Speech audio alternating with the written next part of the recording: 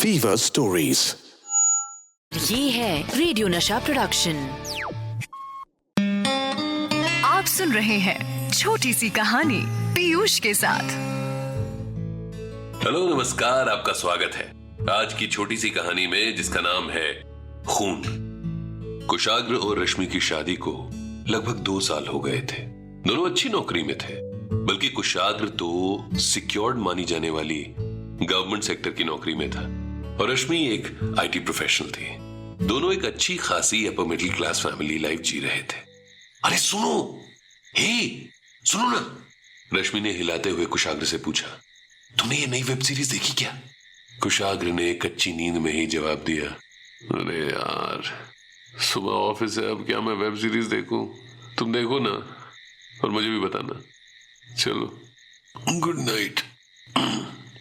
और कुशाग्र करवट लेकर सो गया। पर अगर लाइफ में सब इतना परफेक्ट होता तो कहानियां कैसे बनती? रश्मि ने भी अपना आईपैड साइड में रख दिया और दूसरी तरफ करवट लेकर सोने की कोशिश करने लगी, पर नींद तो उसकी आंखों में दूर दूर तक नहीं थी। रश्मि ने फिर से कुशाग्र की तरफ करवट लेकर पूछा, अरे आप एक बार बात तो करके देखिए।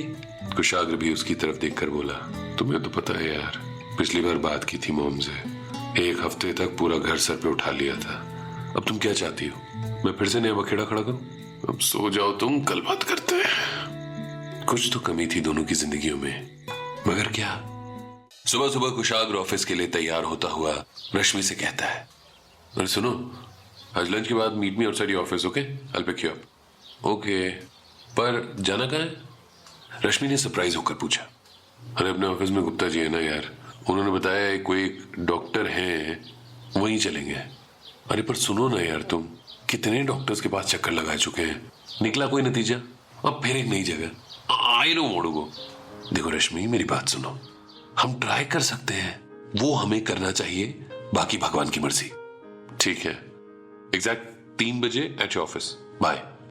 कहते हुए कुशाग्र टाई की नोट सही करते हुए लगभग भागता हुआ गाड़ी में बैठकर ऑफिस के लिए निकल गया। अपने अपॉइंटमेंट से 5 मिनट पहले दोनों डॉक्टर के यहाँ पहुंच जाते हैं। रिपोर्ट्स तो लाई है ना आप सारी? रश्मि ने हाँ में सर हिला दिया। डॉक्टर रिपोर्ट्स देखकर कुछ सोच में पड़ गया। देखिए, मैं आपको झूठ नहीं बोलूंगा, चांसेस आर वेरी स्लिम और कॉम्प्लिकेशंस भी हो सकती हैं। आखिर क्या बात थी, कौन सी बीमारी थी जिसके बारे में डॉक्टर भी सोच में पड़ गए थे? रश्मि और कुशाग्र घर पहुंचकर रिपोर्ट्स और बाकी सामान रखते ही हैं कि कुशाग्र की मां अपने कमरे से ही आवाज लगाती है, अरे बेटा क्या रहा, क्या कहा डॉक्टर ने? रश्मि जवाब देने के लिए मुंह खोलती ही है कि कुशाग्र उसे रोक देता है और खुद जवाब देता है, हाँ मां, डॉक्टर ने कहा है कि तुम दादी बन सकती हो, कोई परेशानी नहीं है। मां मारे एक्साइटमेंट के बाहर आ गई। अरे वाह वाह वाह वाह वाह वाह, देखा मैंने कहती थी, ये तुम्हारे डॉक्टर ही पहले के ठीक नहीं थे। कुशाग्र वापस मां को उनके कमरे में ले जाता है, पर मां, मेरा 1-2 साल के लिए ट्रांसफर हो गया है दिल्ली, तो रश्मि को साथ ले जाना होगा, मना नहीं कर सकते यार। हाँ हाँ बेटा, कोई बात नहीं, तुम बस बहू का ध्यान रखो।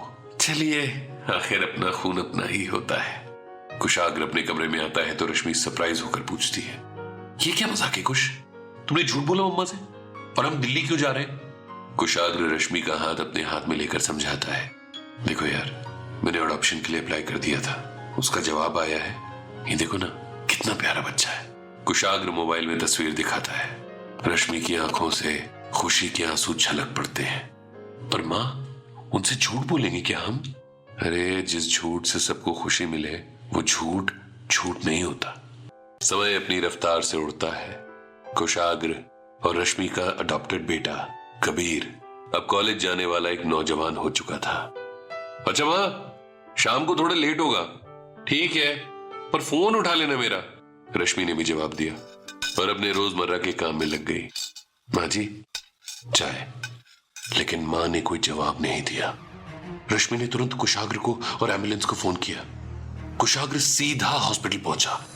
कार्डियक अरेस्ट है, बाईपास करना पड़ेगा। माताजी काफी वीक है और ब्लड का इंतजाम कर लीजिए, वो नेगेटिव है, रेयर है। डॉक्टर रश्मि और कुशाग्र को अपनी परेशानी बताता है। रश्मि कबीर को भी फोन करके हॉस्पिटल बुला लेती है। माँ, क्या हुआ अम्मा को? बेटा, बाईपास करना पड़ेगा, ओ नेगेटिव ब्लड चाहिए। कहां से मिलेगा? अरे माँ, आप भूल गई, मैं देता हूं ना ओ नेगेटिव। सर्जरी के बाद अम्मा ने अपने रूम में आंखें खोली। कैसा महसूस कर रही हैं? डॉक्टर ने पूछा। बेहतर हूं डॉक्टर साहब। आपके पोते का और आपका ब्लड ग्रुप एक है, रेयर है लेकिन मिल गया। उसी का खून चढ़ाया है आपको। दादी ने कबीर को अपने पास बुलाकर बैठाया, प्यार से सर पर हाथ फेरा और कुशाग्र और रश्मि से कहा, देखा, मैं ना कहती थी, अपना खून अपना ही होता है।